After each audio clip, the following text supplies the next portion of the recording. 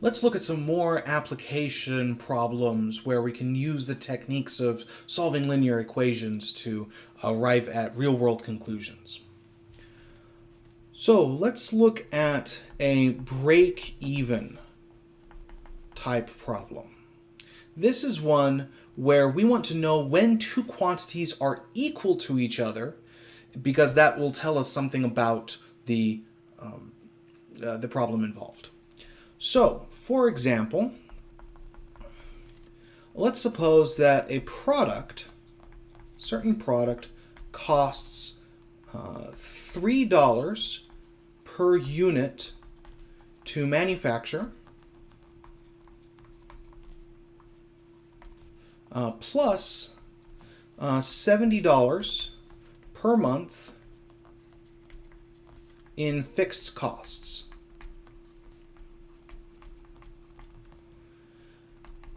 If the product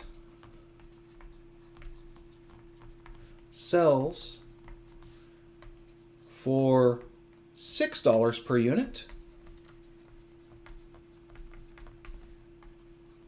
how much must be sold?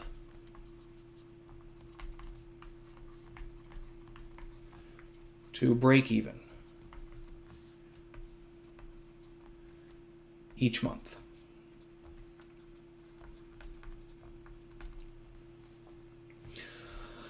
So this is a typical kind of problem that you'd see in business courses or economics courses, where we want to know how much of a product someone has to sell in order to be profitable. So you'll notice looking at this problem that it costs $3 to make one of these units, and you can sell it for $6, which is great. You've made $3. But you also have these fixed costs of $70 per month that you have to pay in order to, say, run your factory or pay your workers. Numbers are, of course, reduced significantly for this example to make them easier. What we want to do here to find where we're going to break even is we can give expressions for our revenue, that is the total amount of money that we bring in, and the costs, that is the total amount of money that we send out, and find where the two quantities are equal. And when those two quantities are equal, that's when we will have exactly as much money coming in as going out, and we will be exactly breaking even. Our bank balance will be neither increasing nor decreasing. And then, of course, from there, if we sell more, then we'll be making a profit. And if we don't sell that much, we'll be taking a loss. Now, the unknown quantity here can again be identified from the problem, how much must be sold to break even each month. And so the unknown quantity is how much we're selling, is how many units we're actually producing and selling. So we can let Q be the quantity of units produced and sold. Once you've identified this, you now want to express the two quantities that have to balance with each other in terms of this variable. In this case, that's going to be the revenues and the costs for this business. Now, the revenue for this company, if it sells Q items and each of them bring in $6, that means that the total revenue can be obtained by taking the price per unit times the number of units that we sell. And this is in dollars. So if I produce 10 units, I make $60, or I have an income of $60. Produce 20 units, I've got a revenue of $120, etc. And then we can look at our costs.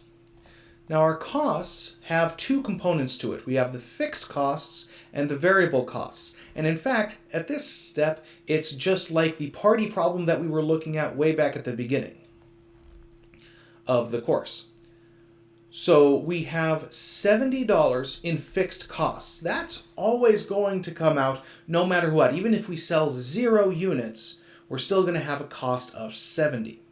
But then in addition to that, paying for materials and so forth, we need to spend $3 for each unit we produce and sell, and so that's going to be 3Q additional units, dollars rather.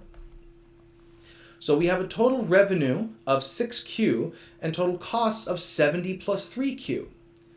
And now we could plug in any value of Q that we wanted here. We could say, all right, what happens if we sell this many? And we can calculate the revenue, calculate the costs, and say, okay, are we doing better? Are we doing worse?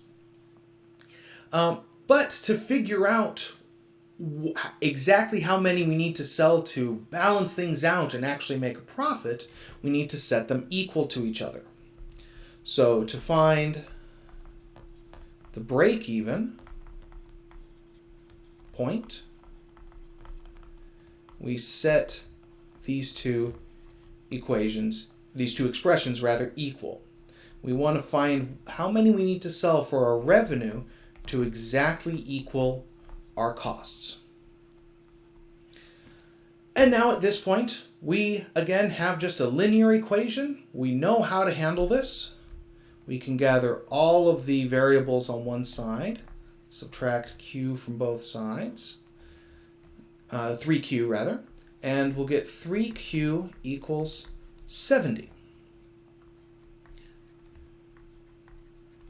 Now we can divide both sides by 3 to get Q is equal to 70 over 3. This is approximately 23.33 units.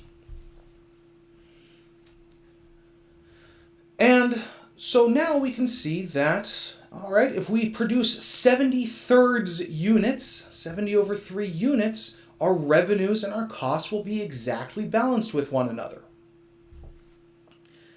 And that would be all there is to it, except that producing 70 over 3 units may or may not make sense in the context of the problem.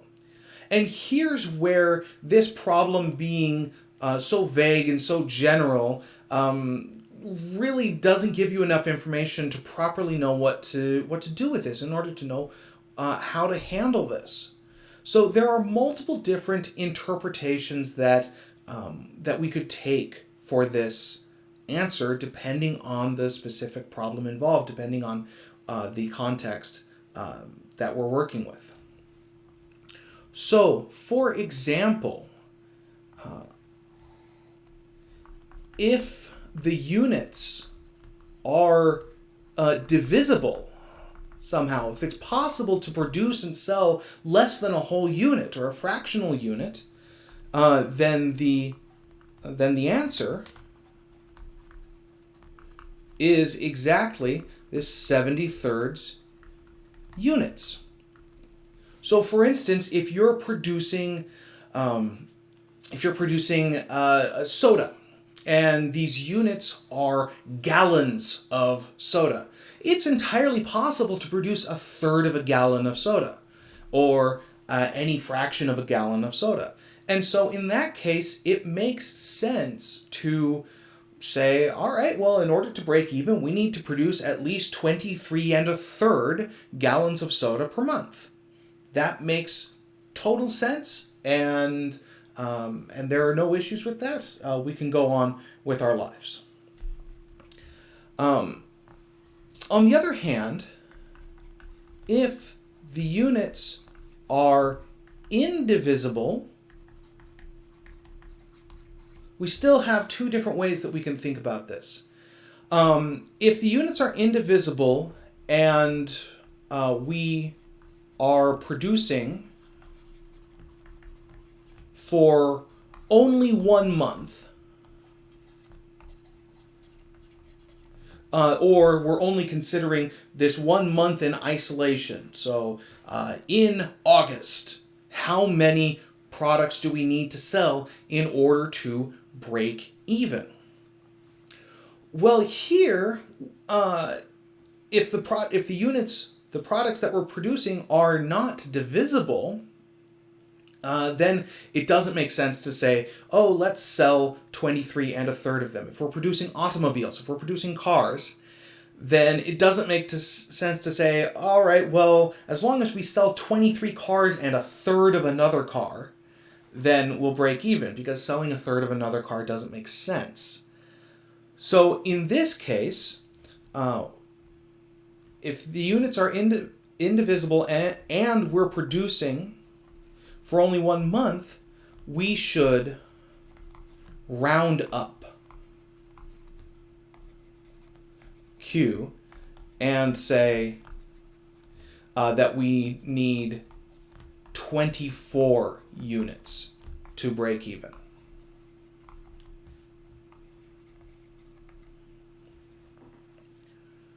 So if we're in a situation where we're dealing with things that aren't divisible and we want to break even, we need to round up how much that is. So if we produced only 23 units, we would take a loss. We would be losing money. And so we want to round up and say, all right, what's the minimum number of things that we have to sell in order to not take a loss? And that will be 24 in this case. On the other hand, the last thing that we could consider is if we are considering multiple months, if this is the information that we've got $70 per month in fixed costs, etc., but let's say we're considering things over an entire year or an entire decade or something like this. If we're considering multiple months, we can say we need to sell an average of 70/3 units per month. Now that's possible. Even if we can't actually sell a third of a unit in a single month, we could still sell an average of 70/3 units per month. So, for instance, if we were to sell 23 cars in January, 23 cars in February, but 24 cars in March, then we would have sold 70 cars over those 3 months, and therefore sold an average of 70/3 cars per month. So when working with real world scenarios, sometimes you need to take some of these considerations into account. What makes sense in the context of your problem? Can you sell a fractional component, a fractional part of one of your products? If not, does it make sense to say we're going to sell an average of this many things per month? And if neither of those things are true, then you have to round up to a useful number for the context of the problem.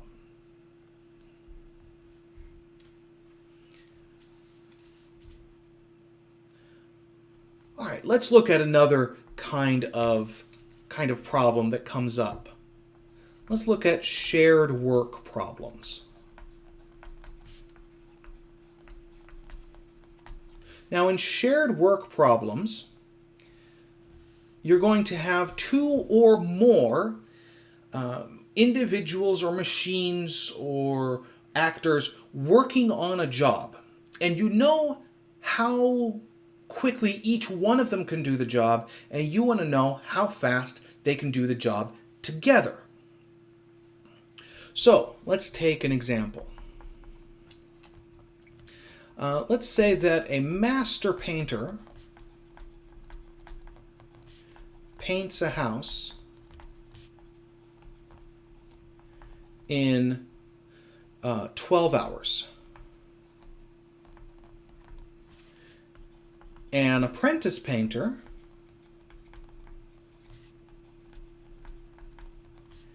paints a house in 20 hours. how long will it take them to paint a house together?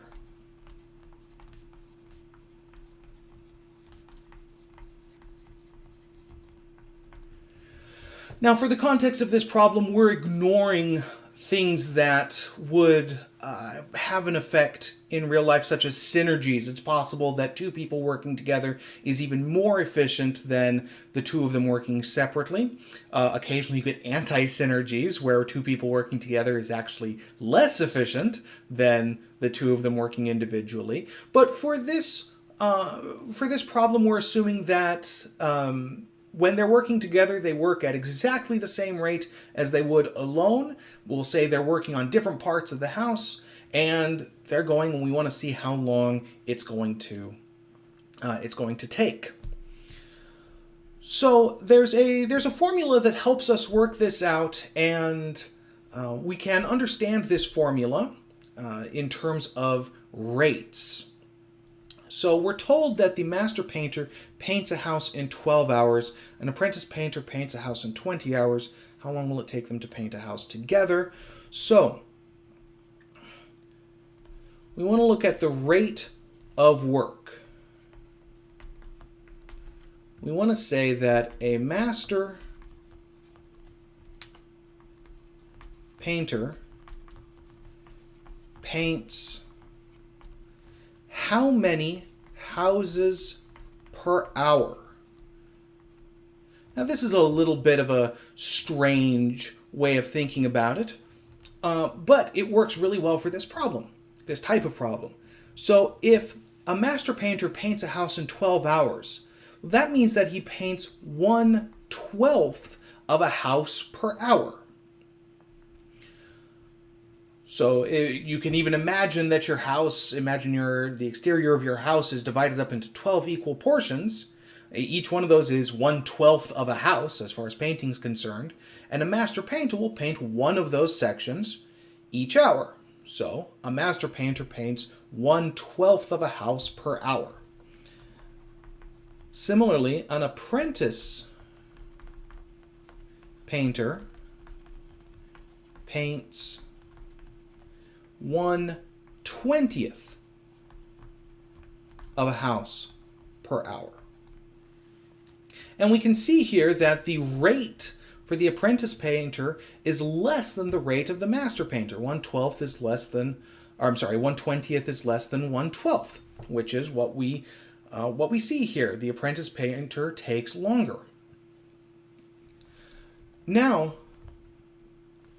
let's say that we want to know how long they take to paint a house together, which is what the question is asking. So if we let n be the number of hours it takes them to paint the house together, then that means that together they paint at 1/n houses per hour. Using exactly the same idea, if we imagine the two painters working together as a single unit, which takes n hours to paint the house, that means that that unit paints at 1/n houses per hour. And what we can now do is use our basic assumption that the two of them working together, basically each one of them works individually, and they work just as fast as if they were when they're on their own, which means that the rate of their rate of work when working together is equal to the sum of the rates of their works when they work separately. So we have that 1/12, the rate at which the master painter works, plus 1/20, the rate at which the apprentice painter works, is equal to 1 over n, the rate at which they work together. And now we have an equation relating our known quantities of 12 and 20 to our unknown quantity of n. And we want to solve this equation. Now, this is the first example that we've seen so far of an equation that isn't linear, because we've got this variable in the denominator, but we can use our techniques that we know for solving problems like this to solve this equation. So, to solve this, the first thing that we'll want to do is we'll want to multiply both sides by the least common denominator. Now, in this case, the least common denominator is going to be the least common denominator of 12, 20, and n. Now, the least common denominator of 12 and 20 is 60. And the least common denominator, we also have a factor of n that we need to include. So the least common denominator in this problem is 60n. And so that's what we want to multiply on both sides of our equation. So just working this out, we get 60n times 1/12 plus 60n times 1/20 equals 1 over n times 60n. Everything's over a 1, and we can go and reduce things. So 12 and 60 reduce to give a 5. 20 and 60 reduce to give a 3, and the n's cancel over here. And so we wind up with 5n plus 3n equals 60. So 8n is equal to 60. So n is equal to 60 divided by 8, which we can reduce to 15 divided by 2. 15 over 2.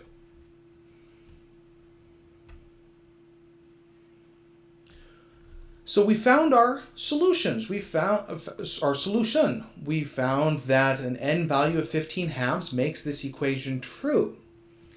Now, going back to what n means, n is the number of hours it takes them to paint the house together. And so this means that our answer is that it takes the painters 15 halves hours to paint the house together.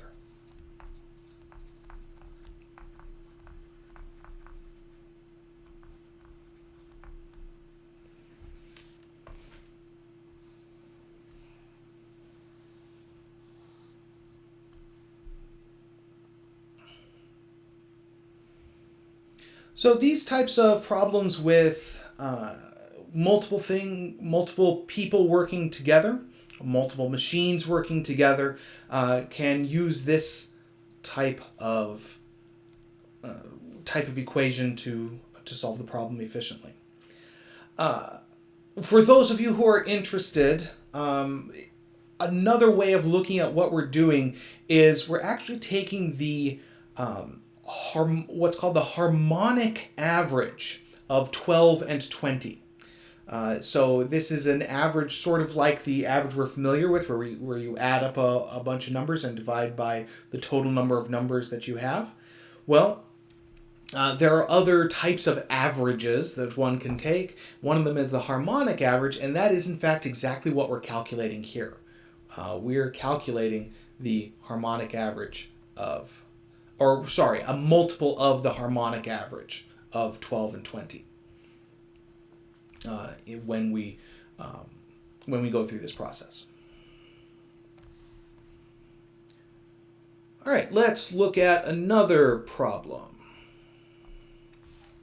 Another type of problem we run into occasionally are mixture problems. Now, in these problems, you've got several substances that have various concentrations of something, and you want to mix them together to arrive at a specified concentration of that thing. So we might look at, well, how much skim milk and whole milk do you need to mix together in order to get essentially 2% milk? Something like this. That's the sort of problem we're going to look at here. So let's look at the following example. Let's suppose you're working in a lab, and your lab has 90% alcohol solution. That is 90% alcohol, 10% water. And you have 30% alcohol solution. How much of each should you mix to get 10 liters of 70% alcohol solution?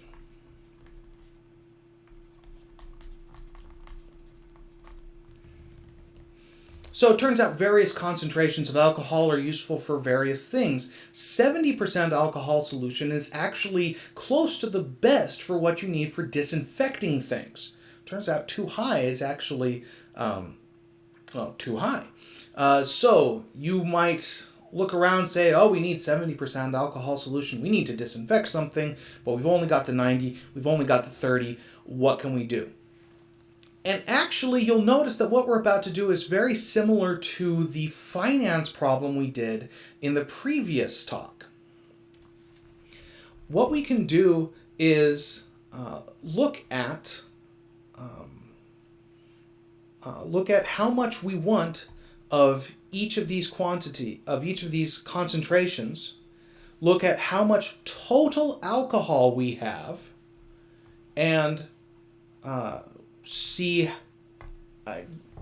set things equal to each other in the way that will get us what we want.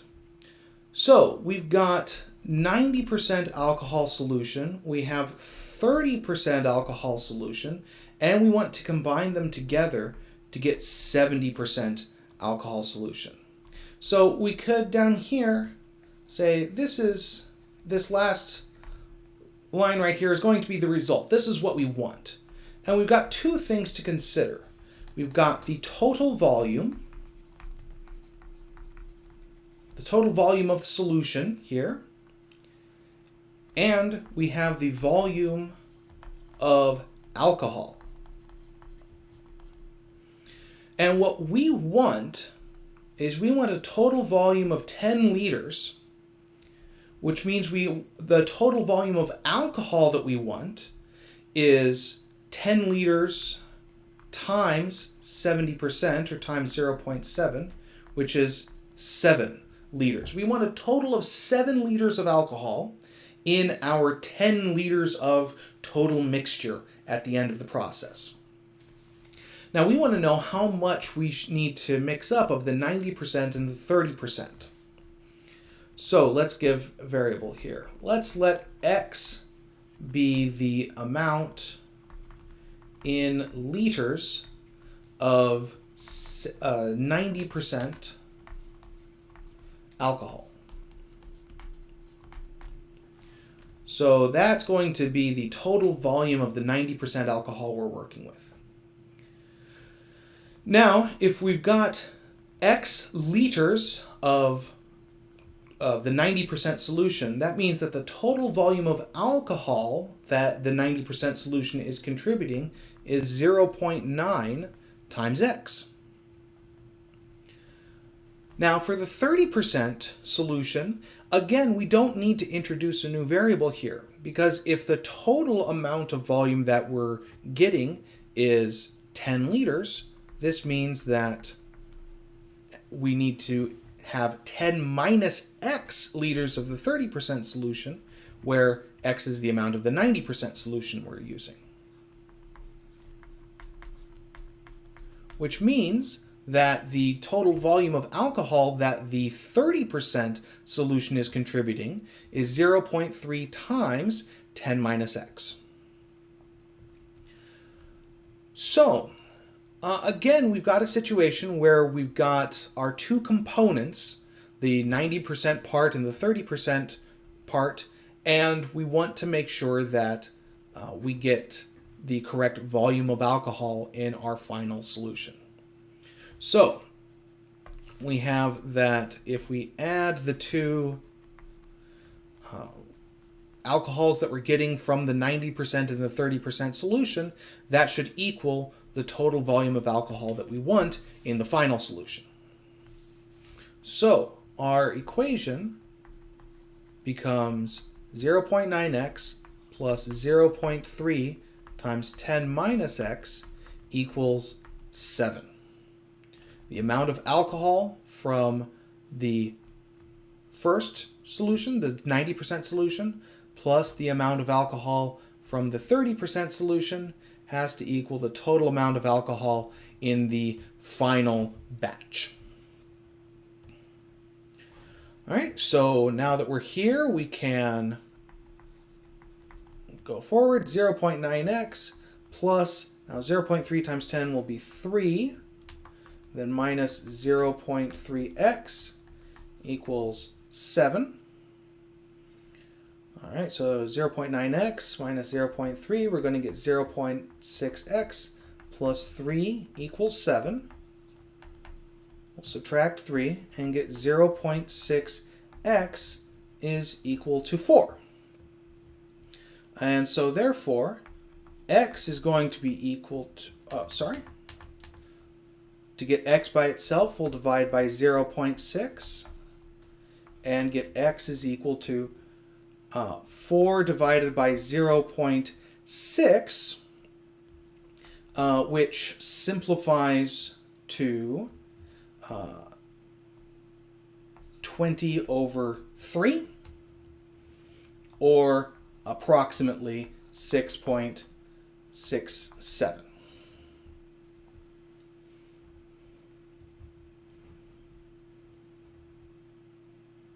So this gives us the value for x. The x, we look back up here, double check, the x was the amount in liters of 90% alcohol that we're using. So that's how much 90% alcohol that we're using, 20/3 liters. And so we can get, we need to figure out how much we're using of the 30%. So we're going to be using 10 minus 20/3, which is 30/3 minus 20/3, which is 10/3 liters of 30% solution. Because we're using 20/3, x is 20/3, and therefore the amount of 30% we're using is 10 minus x, which is 10 minus 20/3. And so running a little bit out of space here, but let me write down our answer here. We should use 20/3 liters of 90% and 10/3 liters of the 30% solution.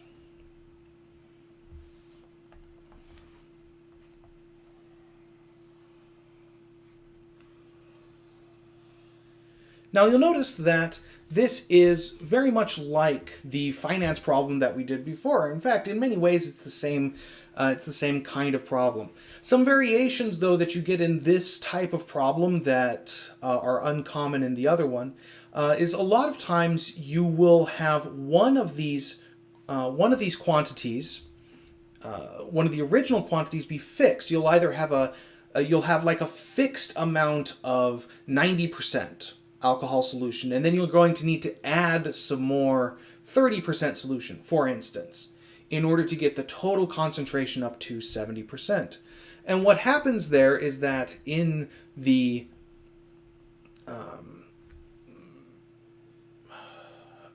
table that we have, that means that you're going to get a constant somewhere in the first two columns, in the first two rows of the middle column, and the last row will have a variable in it. You can see examples of this in the book and elsewhere in the electronic resources.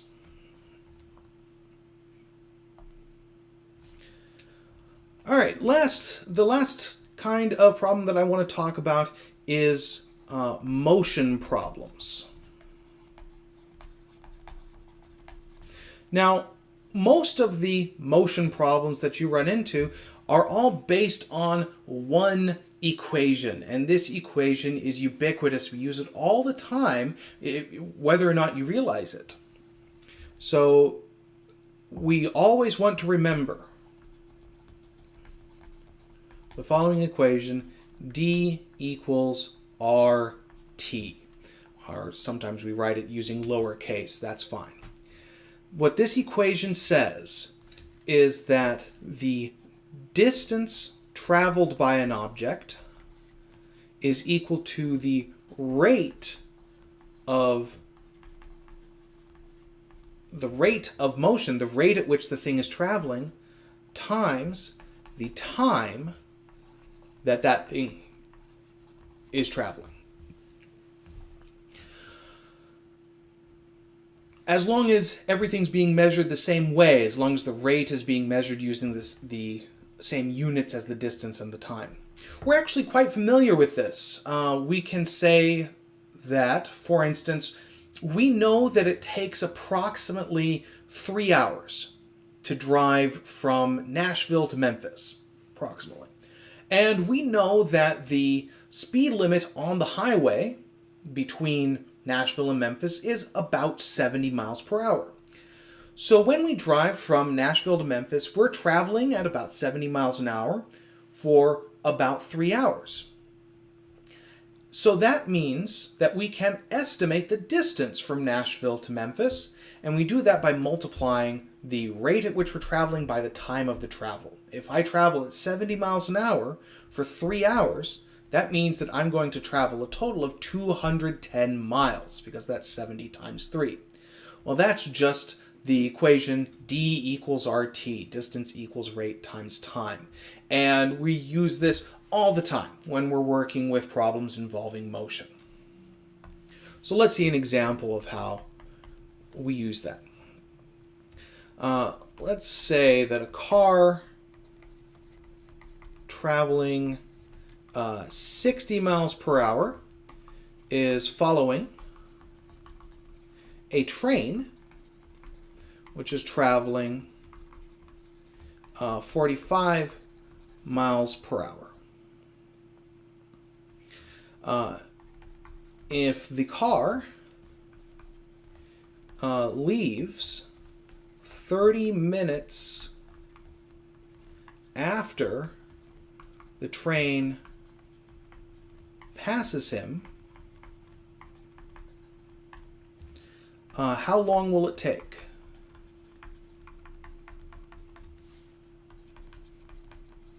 for the car to catch up to the train?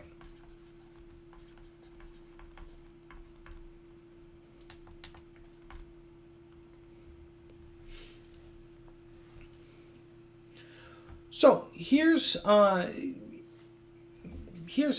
situation where we can look at distances, rates, and times. We're given lots of information about these things.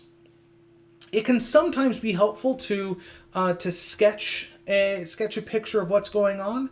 Although again, here I find it more helpful to use a table, and we're going to look at distances, rates, and times for the car and for the train. Now, before we set this up, we want to identify what our unknown quantity is and what we're going to give a label to. So we can see from the problem that the unknown quantity is how long it takes for the car to catch up to the train. So we can let t be the time between when the car leaves and when it catches the train. In hours. Now, a couple things here. First of all, notice I'm being very, very specific. I'm not doing something silly like saying just let t be time. Well, time isn't a number. We need t to be some number that corresponds to something in the problem. So in this case, t is the time between when the car leaves and when it catches the train. I'm being very specific. And I'm also being very specific about how I'm measuring it. I'm measuring it in hours. Now notice that this problem is doing something that none of the other problems we've seen yet have done. They're giving us two different units for the same type of quantity. Did you notice this? So we're given two different units of time in the problem. We're given 30 minutes here very explicitly, but we're also given hours. So miles per hour is sort of a compound unit that involves both a distance and a time unit, and that time unit counts. We need to pay attention to what that is. So 60 miles per hour, 45 miles per hour, and the car leaves 30 minutes. Now, at this point, we could define t to be time in terms of either minutes or hours. In this case, it's going to be a little nicer for us to work in terms of hours. A lot of that is that we want to think about converting things. When we've got information that's given to us in more than one unit for the same type of quantity, we're going to have to convert them all to the same one. So we're either going to have to convert all of our minute quantities into hour quantities, or hour quantities into minute quantities. And in this problem, it's going to be a lot easier to translate the 1 minute quantity we've got into hours, because we know that 30 minutes is only 1/2 of an hour. That one's very easy. Then translating miles per hour into miles per minute. That's going to wind up giving us numbers that are smaller, a little bit more difficult to work with. And also, miles per hour is a very intuitive unit for us, and we would rather not mess that up. As much as possible, make the math that you're doing as intuitive as possible. Let the units be the intuitive ones. So at this point, I've chosen to let t be defined in terms of hours, but that is a choice. You could do it in terms of minutes. In this case, it would just be harder. So we can think about the car and the train as they go along their process, as they go along their paths from their starting point when the train passes the car to their ending point when the car catches up with the train. So what we can do is we can set up a table where I look at the equation d equals rt for the car and for the train. We've got d equals rt. Let me use this. So the car, we know, is traveling at 60 miles per hour. That's just given to us in the problem. And we know that in the time between when the car leaves and when it catches the train, it travels for a time of t hours. That's what was. That's how we're defining t to be. So 60 t is the total distance that the car travels. So this is the distance traveled by the car. Now let's think about the train. The train is traveling at 45 miles per hour, but it's traveling for a different amount of time. So let's check back at the problem. The car is leaving 30 minutes after the train passes him, which means that as we go from the starting point to the ending point, first the train comes along and passes, then the car waits 30 minutes and then goes to catch up. Which means that the train in this process, the distance that it travels during the whole process is going to be 45 times t plus 1/2. And that's because the train is traveling for half an hour longer than the car. The train is traveling for half an hour longer than the car.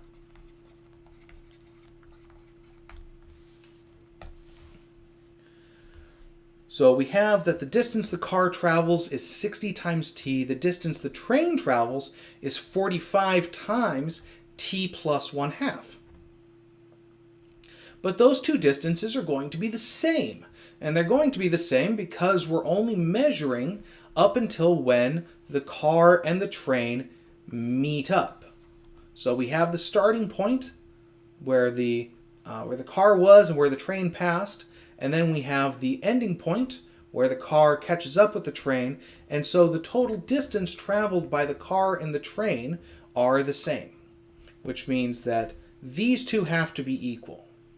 So because the two distances have to be equal, that means the two r times t's over here on the right-hand side of the table have to be equal. So we get that 60t is equal to 45 times t plus 1/2.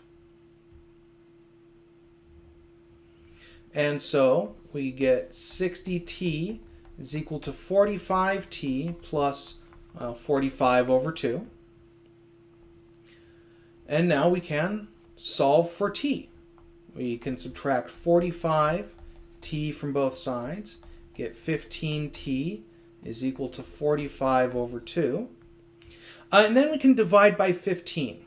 Now here's where we can use a little trick that I mentioned a couple videos ago, where instead of dividing by 15, because I see I've got a fraction over here, instead I'm going to multiply by 1/15, which is the same thing. Dividing by 15 is the same as multiplying by 1/15. Now the reason why I do that is so that now, instead of having a 45 over 2 divided by 15, and I've got some big complex fraction, I just have a product of two fractions, which is a lot easier. So I multiply 1/15 on both sides. The 15 cancels here. And the 15 and the 45 actually cancel. That's lucky. And so we're left with t equals 3/2.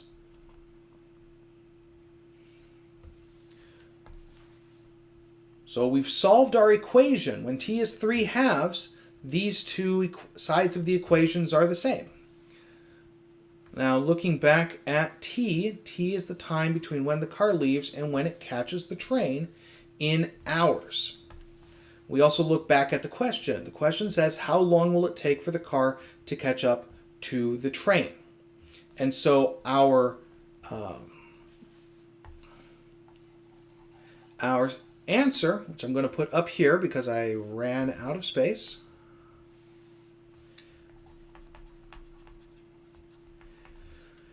the answer is it will take 3/2 hours, 1.5 hours for the car to catch the train.